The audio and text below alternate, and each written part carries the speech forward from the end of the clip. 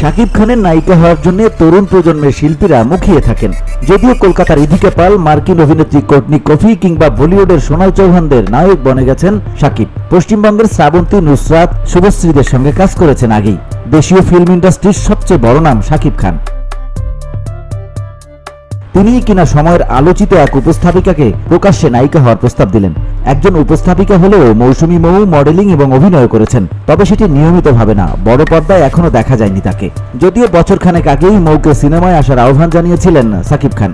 আরও একবার নায়কের কাছ থেকে সিনেমার প্রস্তাব পেলেন এই সুন্দরী। মঙ্গলবার দেশের এক ঝাঁক তারকার অংশগ্রহণে বিশ্ব টয়লেট দিবস উপলক্ষে হাইজেনিক টয়লেট ক্লিনিং ব্র্যান্ড টাইলক্সের টাইলক্স হাইজেনিক্স আবাস ক্যাম্পেইনের শুভ উদ্বোধন করা হয়। সেই অনুষ্ঠানটির উপস্থাপনার দায়িত্বে ছিলেন মৌ।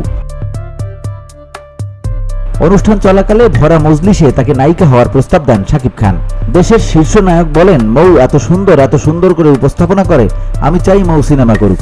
এদিকে অনুষ্ঠান শেষে মৌসুমী মৌ বলেন, শাকিব ভাই 2018 সালেও একবার একটা অনুষ্ঠানে আমাকে সিনেমা করতে বলেছিলেন। তখন আমি অনেকটা নতুন ছিলাম, আমার অতটা অভিজ্ঞতা ছিল না। চেয়েছিলাম সময় নিয়ে সিনেমা সম্পর্কে জেনে বুঝে তারপরে আসবো। এখন আমাদের অনেক ভালো ভালো সিনেমা তৈরি হচ্ছে, সুযোগ পেলে অবশ্যই শাকিব ভাইয়ের সঙ্গে কাজ করব। সবশেষ 15 নভেম্বর শাকিব খান অভিনীত দরদ সিনেমাটি মুক্তি পেয়েছে।